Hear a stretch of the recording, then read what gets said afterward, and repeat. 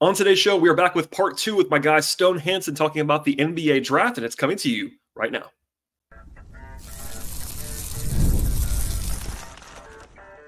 You are Locked On Hawks, your daily Atlanta Hawks podcast. Part of the Locked On Podcast Network. Your team every day. Hello, friends. Welcome to episode 1735 of the Locked On Hawks podcast. I am your host, Brad Rowland, coming to you on a Sunday here in early to mid-June. And today's podcast is brought to you by the folks at FanDuel Sportsbook. Right now, if you're a new customer, get $200 in bonus bets with any winning $5 bet. Place to go is FanDuel.com/lockedon to get started. Also want to encourage you at the top of the podcast to make us your first listen each and every day here at Locked On Hawks.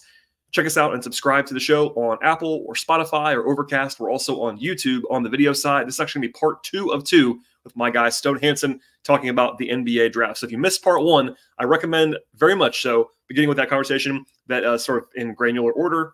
Number 1, then number 2. So that should be available in your podcast feed of choice right now. If you find this podcast on accident first, that's definitely okay. But start with part 1 if you want to. And here we go with part 2. No more delays. We'll dive back in right now. I want to go back to Sarr, who you mentioned earlier, being number 2 on your board. Every time I do a podcast like this, and I didn't say this to you beforehand, but or commented at all, basically, I would say since the day of the lottery, and I'm not making a value judgment about this, but I think a lot of Hawks fans probably saw that he was the number 1 guy on a lot of boards that day, and now it becomes, oh, this is an easy choice. It's Alex Sarr, or they've maybe seen highlights or whatever, and I'm not telling them that they're even wrong. Like, I said the day of the lottery, if the draft happened today, I would probably definitely take Alex Sarr. But I'm watching more and more of him. I don't know if everybody is, but every time I do something, like, probably I would say more than half the responses are like, "Oh, this isn't a decision. Just take Alex Sarr." Obviously, you don't believe that because you have somebody ahead of him, but you have number 2, which means you like him a lot. What is the appeal? We'll kind of do the same thing here. What is the appeal of Alex Sarr, and then also what is a little bit scary, because I have some thoughts on this one. And honestly, I've probably been watching him maybe the most of anyone since the lottery, just because he's the guy that comes up the most. And he was, even then, I think still now, the guy who is the highest consensus on boards. So I think he's not going to fall. If the Hawks don't take him, he isn't getting past like number 3 overall, I don't think, on the board. So he's going to go fast. Yeah, I would agree with that. Yeah, I mean, so I think I had him 1 coming into this class based on, I watched, maybe like 10 or 15 guys I tried to before the year starts. I liked him. I thought that he really, the real intrigue for me with him is how versatile he is defensively. I think that he is someone that can protect the rim, but I also really do buy and this term, I feel like it's way overutilized and thrown around, but I do think he is a switchable big, somebody who you could feel comfortable out on the perimeter. He's really good at timing his help defense. And because of that, he's a really high-level playmaker defensively. He knows exactly when to time running up to help with guys and when to time to get himself back to his own man. Good at meeting guys at the rim. I just think he offers a lot, and a lot of it comes from off-ball defense because he reads the game really well when he's the one that is able to sit back and take it all in as it's happening. So I quite like that about his game. Offensively, I think I'm a little bit more skeptical than some people. I don't love the touch. I don't really buy the shot long term. And I don't think he necessarily has to be a shooter to be a number 1 pick in this class or to be a really good player. But obviously, it adds another layer of intrigue when you can do that. So I don't necessarily buy that with him. I do think he's a pretty good passer in the short roll. I do think he's a decent finisher. I think the rebounding stuff's a bit overblown with him. I think he's super athletic 7-footer. I think he'll be fine as a rebounder. But the biggest thing for me, I guess, is the scoring. I think he's limited to being mostly a play finisher at the rim rather than anything else offensively. And that's probably the biggest concern I have with him. Yeah, there's this whole talking point, and I've done it too, and I'll probably keep doing it, about whether he's a center or not. And that's too simplistic, but it's part of that's on offense too. Like, that's one of the questions is, can he anchor a defense as the center? And that's a reasonable question. But offensively, I find I'm worried about his offense more than his defense, like you. And also, does he want to be a center? like that's a very broad question, but he doesn't play like a center on offense. If you watch him for full games, occasionally he'll make a pop player, but he definitely likes to have the ball on the perimeter. He doesn't. He's not a great screener right now. He's not a roll man right now. And yeah, he's got the physical tools are incredible. Like the 7 foot, he should have catch radius and all. His hands are not great right now. He doesn't really have the dark arts down, which is I've said most guys his age don't. So that's not a concern necessarily, but he doesn't have it yet especially when playing center. And like, I feel like he plays like a wing on offense right now. And again, maybe that's role. Maybe that's that he played, he's had a weird path, OTE to NBL as a role player. Like it's not the normal path that we're kind of used to evaluating these guys on, but I'm worried it's too strong.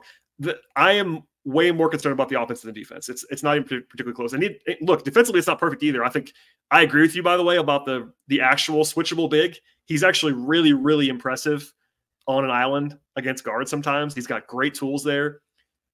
The concern there is like, if he is a center on defense, is he going to be able to be the only guy back there? Like that, which he's not really been asked to do that a lot. So we kind of don't know because he hasn't been asked to do that a ton. So yeah, I'm rambling, but I feel like this class is littered with these tough evaluations. Part of that's that maybe I know I'm still trained to watch more college basketball, and most of these guys are not playing college basketball. And NBL is a weird situation for him. Like I don't think anybody would have said, what's the best way to evaluate Alex Sarr? Oh, we're gonna have him be a 20-minute game player in the NBL. Like that would have been not a good way to evaluate him, generally speaking. So I don't even know where my point was going, but it's one of those things where it's a tough eval. Even if like if you watch the right set of flashes and the right set of highlights, it's like, all right, number 1 pick, lock it up.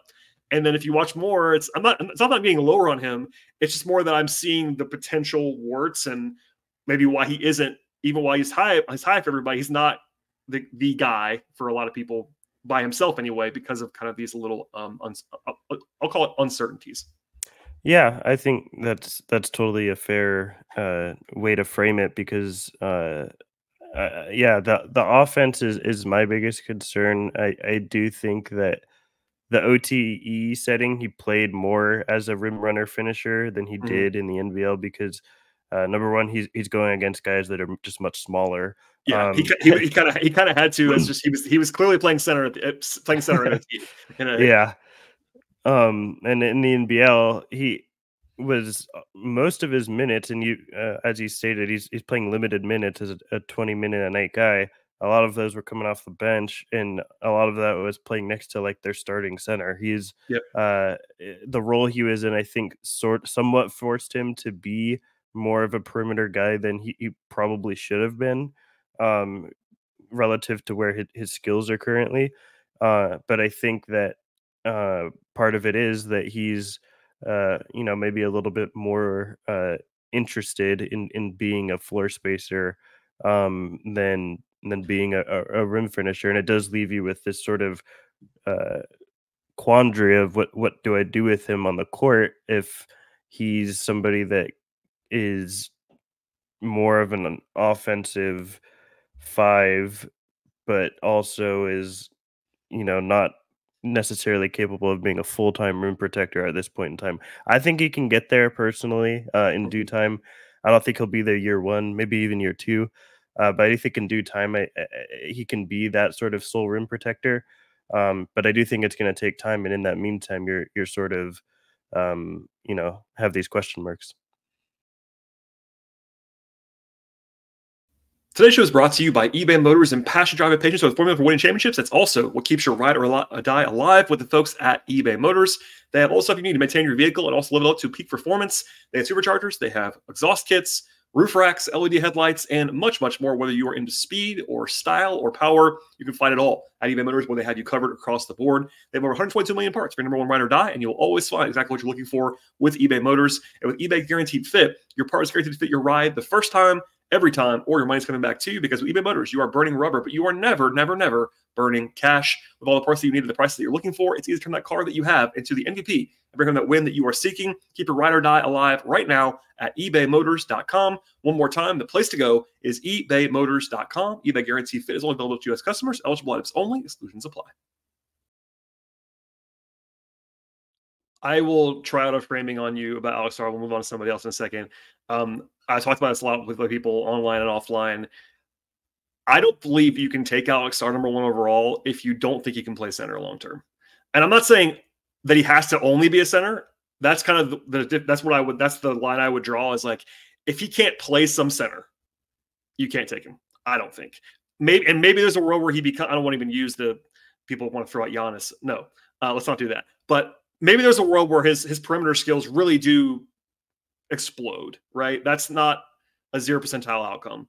But I feel like the combination of his tools that we've seen, it's a hard sell for me if you think he's a full-time 4, just because of the offensive limitations that I think he might have. If you're, a more coherent comparison, maybe someone like Evan Mobley, right? Who we talked about before, that's a comp. I don't love comps in general, but that's one I totally understand why that's out there. It makes a lot of sense to me, especially with Mobley has been playing next to a center a lot early in his career. I think eventually they're going to move on from Jared Allen, and it's going to be Evan Mobley at center. And I think that might be a similar thing that happens to Alex Sarr wherever he may go. I think if the Hawks drafted Alex Sarr, he would not suddenly be starting at center as a rookie. That wouldn't work as far as like a win now decision. He wouldn't be able to do it very well. And number 2, his progression won't allow that. So, but anyway, is that a reasonable thing? Because I feel like that's where I am. It's like you have to kind of believe that maybe in 3 years, but eventually he needs to be a center at least some of the time. No, I agree with that, especially for people that don't, like myself, who are a little bit lower on the shooting projection long term. Like if you think you can be more of a floor spacer, I think being a full-time 4 is well within sort of the that I'm fine taking him number 1 if you really buy that. But that's kind of built in. Not to cut you off, but I feel like I memory hold because I heard you say that. I think based on what you said, you can correct. I'm probably a little higher on his shooting potential than you are, but I think it's hard to be sold on it. Like, I think it's more of like maybe his high-end outcomes become a really good shooter, but like, and the touch is okay. I think he's shown some touch. It's not like he's a non-shooter right now, which is encouraging, but he shot, I think, 29% from 3 on not a huge sample size. So it is what it is, but I don't think that you can be like definitely a great shooter with Alex Sarr based on what we know right now. That's kind of where I am.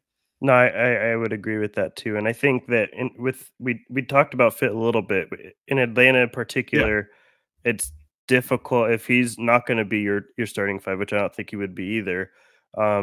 He's also not going to be, good starting 4 minutes because you have Jalen Johnson who's exploded there. So that is one of the questions, by the way. I'm sure I'm surprised by this, but like I get a lot of questions about can he play with Jalen and a center?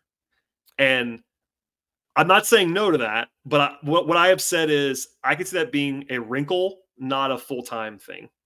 And maybe exactly like you said before, maybe it's that he becomes a really good shooter, or maybe if you have a perfect center, like if you have if you find that unicorn center that can bomb threes, like maybe that would work. And suddenly you're terrifying because you're huge. You know what I mean? If Jalen Johnson's playing the 3 and I get that. I get the appeal of that. That's intriguing. But offensively, I think it's going to be hard for that to work as a permanent full-time look.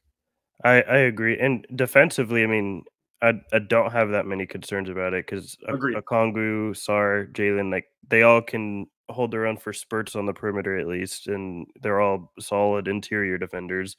The biggest thing is the spacing. In today's NBA, the way I've always viewed it is, or the way I currently view it, I should say, is if you have more than 2 non-floor spacers, that's really going to hurt the floor spacing for the Hawks. And I don't know how much you buy like Jalen's long-term shooting potential. I think that it's pretty solid, but I think you have to be a bit more versatile if you're going to play 3 bigs in the way that they shoot and get their threes. If they're all shooting spot-up threes, the floor spacing is better, obviously, but there's less ways to work with what you have when guys are only able to take open spot-ups. So it gets a little dicey long-term when you talk about the offensive fit with that trio. I agree. And yeah, honestly, you like Alex Sarr. He's number 2 for you, like you said before. I do want to get some other guys. Let's just do Clingan now real fast. So Donovan Clingan is the third player who has been reportedly in consideration for the Hawks. I feel like there is a split of some sort on Donovan Clingan. I feel like everybody kind of agrees he's going to be a pretty good NBA player. Like I feel like I haven't really seen the Clingan's going to be bad take from anybody that I trust. It's more like not necessarily positional, but it's more like archetypal. Does this guy like worthy number one pick stuff? And also maybe a ceiling offensively. I've heard some conditioning stuff about Clingan. He's not played a ton of minutes, all that stuff. Where do you have him?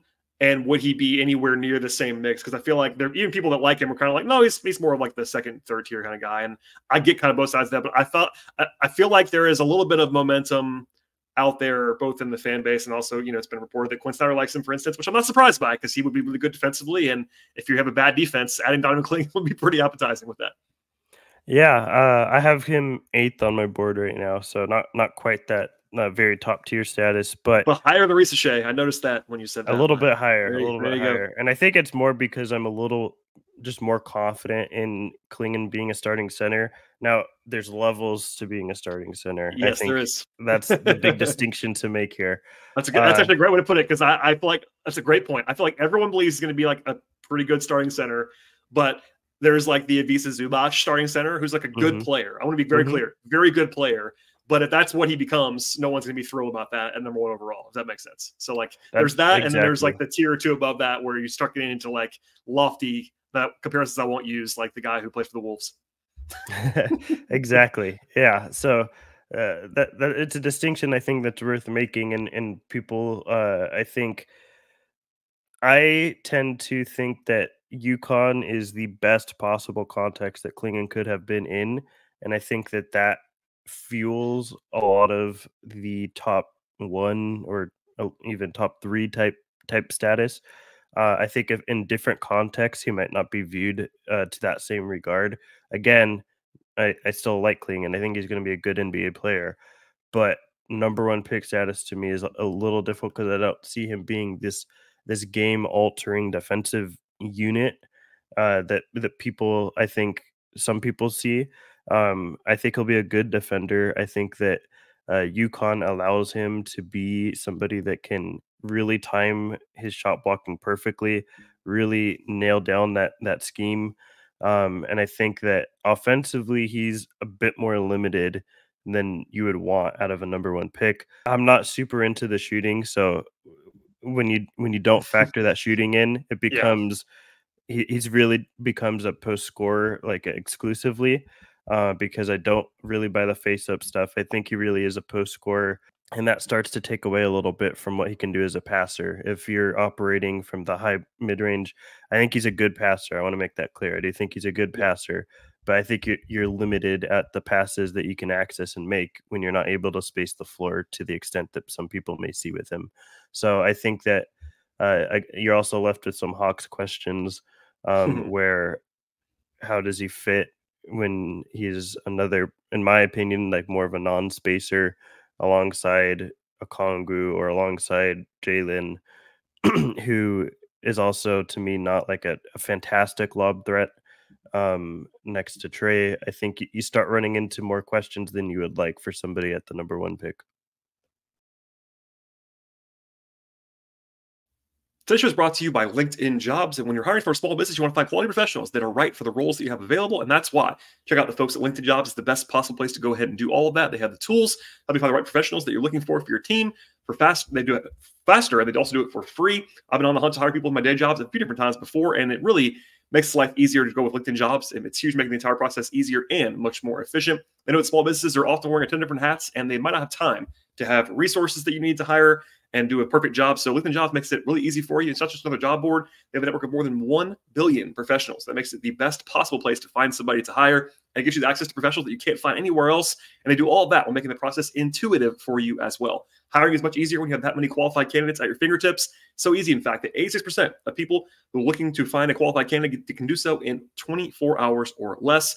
LinkedIn Jobs is also finding ways to make the process easier for you, and 2.5 million small businesses are using LinkedIn Jobs for hiring purposes right now. You can post your job for free by going to linkedin.com/lockedonnba. One more time, that is linkedin.com/lockedonnba. Terms and conditions apply. I want to drill down on the defense actually that you brought up there, because I feel like offensively there's a split there too, but defensively, if you view him as the game-changing defender. I get it at number one. Even in this class especially, I would say. If you think that he really is going to be an all-defensive level player, that is a worthy selection at this pick. So if you don't think that, and you're not quite there, it seems like that's kind of where one of the splits is. Again, really good defender. I feel like that's almost unanimous. It's just where that level is.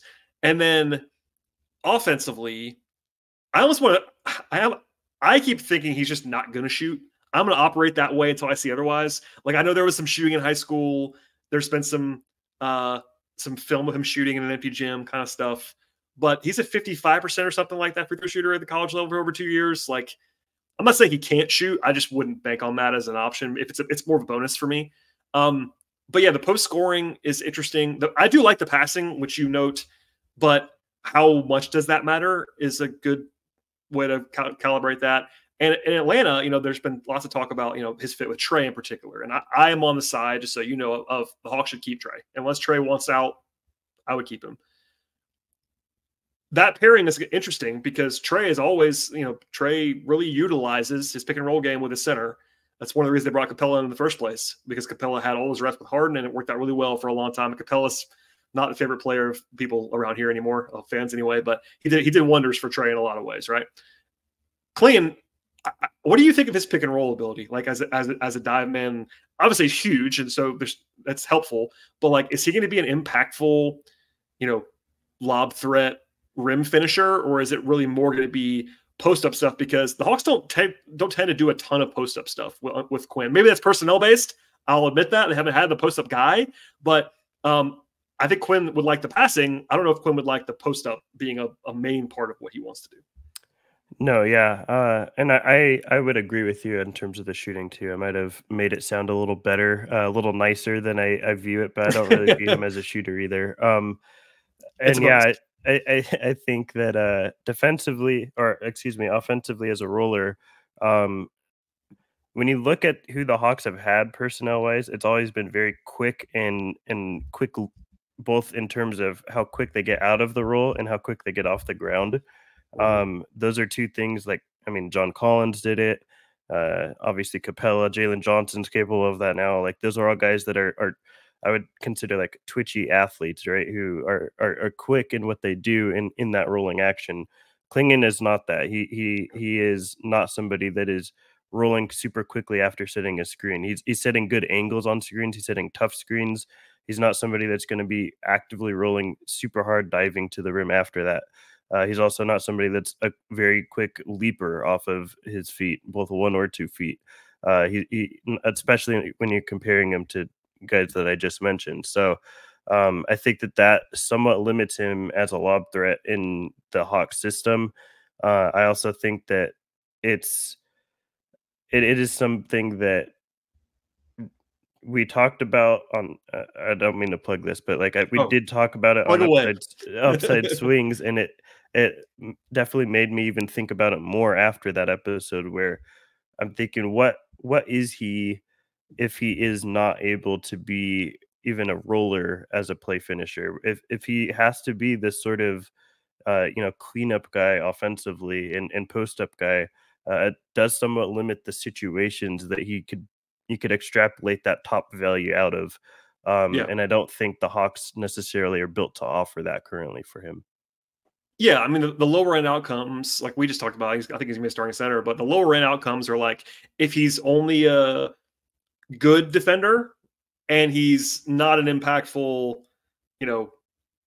game-breaking offensive player, which I don't think he's going to be that anyway, but if he hits his median as a defender and is not just, it's just okay offensively, doesn't want to do anything dynamically other than maybe pass, that's still a starter, but it's not someone that's going to be like a $30 million a year player, I don't think. So that's the fear. And look, the size helps. So that's the one thing he does have that the Hawks have not had in this entire era, is like, he's legitimately massive. As much as Capella plays like a big center, he's not a big center anymore. Like, at one point he was known for his speed. Now he's kind of doing the craft and guile stuff, but you got a Kongwu. Even when they had like Damian Jones, I guess they had Alex Len at one point, who's like similar size, but Clingan's a lot bigger, like mass wise. So like, they haven't had a monster like that. And look, Quinn had Rudy, and that's everyone. If the Hawks draft Donovan Clingan, everyone in the world will write the Quinn Snyder got his Rudy Gobert in Atlanta. That's going to be written. And I'm not saying it's crazy because it's not, but they're different. Even they're different players. Like that's the logical comp defensively for what the high end of Donovan Clingan can be. They're different players, but like Rudy's the best defensive center in the league. That is what people would hope Clingan would be if you're drafting him number 1 overall. So like that parallel is obvious. But even Rudy as an offensive player, Rudy is I think he's faster in a straight line than Donovan Clingan. He's a better lob finisher than Donovan Clingan. Like there's different. Clingan's got more passing. I'll give him that. He's more physical, but even that pretty logical comparison kind of falls apart on offense if you don't if you take one little scrutiny look at it.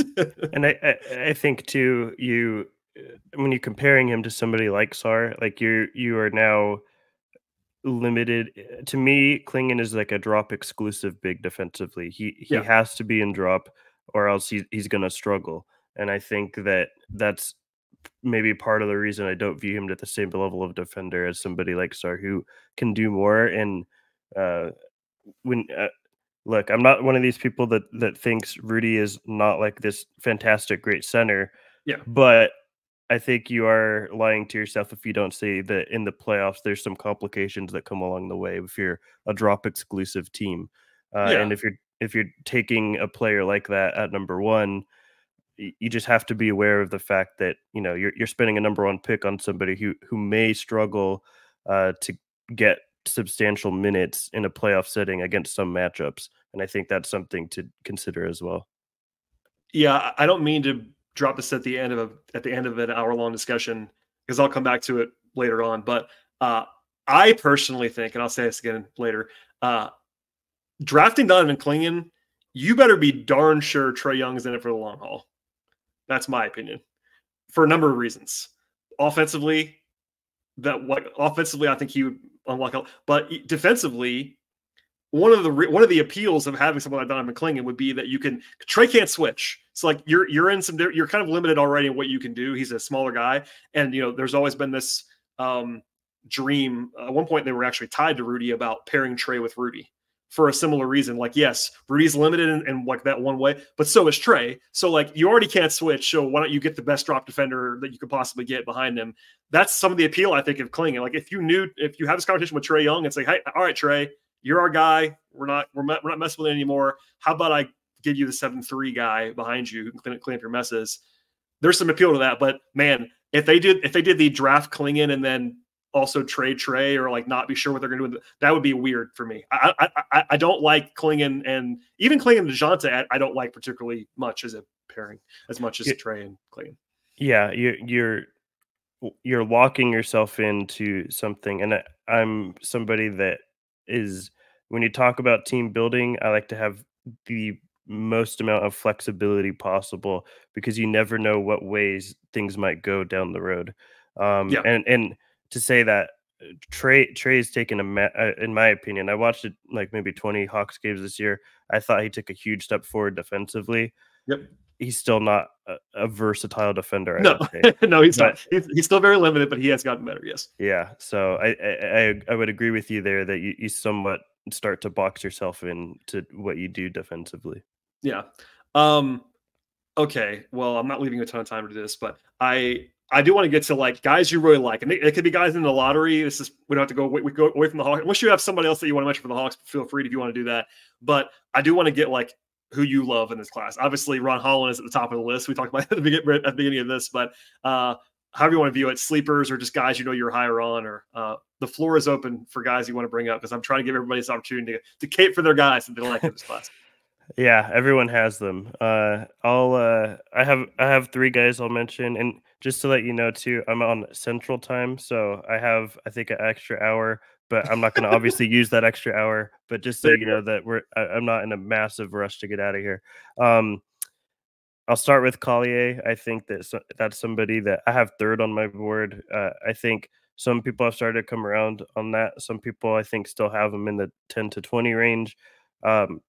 I think he's just an absolute automatic paint touch, and I tend to view those guys very highly, especially when you're talking about guards. I don't really love the shooting long term, and that might sound odd having him top 3, but I do think that he's somebody that can be a defensive playmaker. And I actually, even though I don't buy the shooting long term, I do buy the craft and touch around the rim, which is not something you tend to buy one. If you buy one, you buy the other a lot of times, but not for me with Collier. But I do think that he's a fantastic passer, and you combine the fact that he can suck in defenses at will, and he's really in his biggest strength is passing out of that. I think that's a combination that's really intriguing to me. So I really like him. Another guy, probably my favorite guy in this class, even though he's not number one, is Jalen Tyson. I really like Jalen Tyson. I think every once in a while you get this gut feeling about players that you think are just really going to impact winning, even if they don't put up these crazy stats. But I think Jalen Tyson is somebody that impacts winning basketball in a variety of different ways. Say out loud, he's the wing from Cal. People don't know who that is. I know who he is. Sorry, I'm sorry. Yeah, I should do a better job. I probably have some non-draft diehards listening. So yeah, no worries. By the way, I think Bryce also came for Jalen Tyson on the same show. So really? On that. Come on, Bryce. At least briefly. I think he mentioned him in passing. That was a guy he liked. Okay. No, by the way, I agree with you. I like Jalen Tyson quite a bit. Yeah, and you know what? Just to one up Bryce, I do think I have him 6 on my board, so I think I'm a little higher. That is even higher than Bryce, I think. Yes, from what he told me, that's good. I actually don't even know where he is on mainstream anymore, but not as high as that. So you definitely like him. Yeah, I do like him quite a bit, and I just think he does a lot of things really, really well, and times them really well, and it leads to winning plays. So I'm really in on Tyson. He's somebody I've watched since high school, and I think he's grown a lot. As a passer, he had a weird trajectory too. Like played at Texas for a minute, played at Texas Tech after that. Like a lot of coaching changes that have just led to different things. And I think along the way he's somehow improved with wildly different play styles and things thrown at him. And the last guy I'll throw out there that I like is I have him at 10, excuse me, which is it's probably higher than a lot of people, is Isaiah Crawford. I think he's somebody that is a really high level perimeter defender and playmaker, and somebody that can really shoot it and put the ball on the deck. And he's what everybody wants right now, a dribble, pass, shoot defender. And I think even though he's a bit older, I have a lot of old guys high this class, which is unusual for me, but this is the class to do it, I guess. Yes. And I think Crawford is somebody that offers a lot of different things at a high level and can produce on the court 2 or 3 different ways any given night. And I think that's something that really intrigues me. No, I like him too. Especially the shooting came on at the end of his college career, which is a big differentiator for him. I like all of those guys. I think Collier, it's weird how he went from being like, I don't know if he was number 1 in preseason, but he was number 1 or top 2 or 3 for a lot of people 10 months ago, and then plunged. And I get it. USC was weird. They had a weird bat. I don't think it was his fault. I really don't. And it seems to be like he's rising again now, which is appropriate. I think that I don't think I have him as high as you, but I feel like that for me, he's like a no doubt lottery pick in this class in particular, and he's not being talked about that way. I think he still might go in the lottery because it only takes one team, but I feel like he's like a no doubt lottery guy in this class for me. And with upside, I think he might have the highest. Speaking of guys with like high end 95%, he'd be really high on the list of ceiling outcomes in this class. Which again, that's not all you care about. But if he really hit, he worked out that way for me this year. No, but I think there's real star equity with him, like real. Yeah, and I think that again, it's not the only thing I care about, but when you factor in star equity, I think there's more to factor in with somebody like him or Holland than there are for other guys, such as like maybe Risacher or Clingan. And I think that's by the way, matters a little bit. Colliers 21st VSBN, that's so low. Yeah, a lot of people I've noticed have him around in the 20s, and I try to be understand. Like I don't really love Risacher at 1. I could understand taking him though at 2 or 3. Sure. I can't wrap my head around why Collier would be in the 20s for somebody. Yeah, I don't really that. Understand it. Even as again, you're even higher on him than I am, so I can imagine what you think about it. But it's just that's too low for me.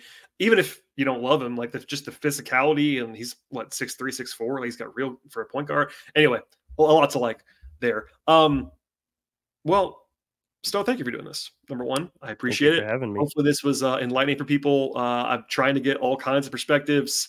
Even Bryce, I had to ask Bryce to come on. I'm just kidding. I had fun with Bryce. Sorry about that. No, it's okay. But no, I appreciate it. I know you were hesitant to do this earlier, but please plug your podcast. I would like you to share where you are offering regular analysis on the NBA draft. I appreciate that. And thank you for having me. It's always been a goal of mine, actually, to be on a Locked On podcast. I have yet to do it in however many years I've been around. And this is my first time, and I loved it. So thank you for having me. But I'm on Upside Swings. Bryce hosts it. I give him a lot of crap, obviously, but he does a really good job of hosting it. And thankful for having him there. Cooper as well. He also is on there and does a lot of work there. You could find me at report_court too on Twitter.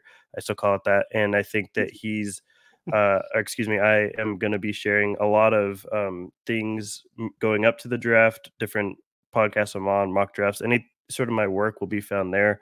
I'll put a board up probably the week of the draft, and I'm going to try to write the reasonings behind why I have guys where I do. And that could be found on upsideswings.com.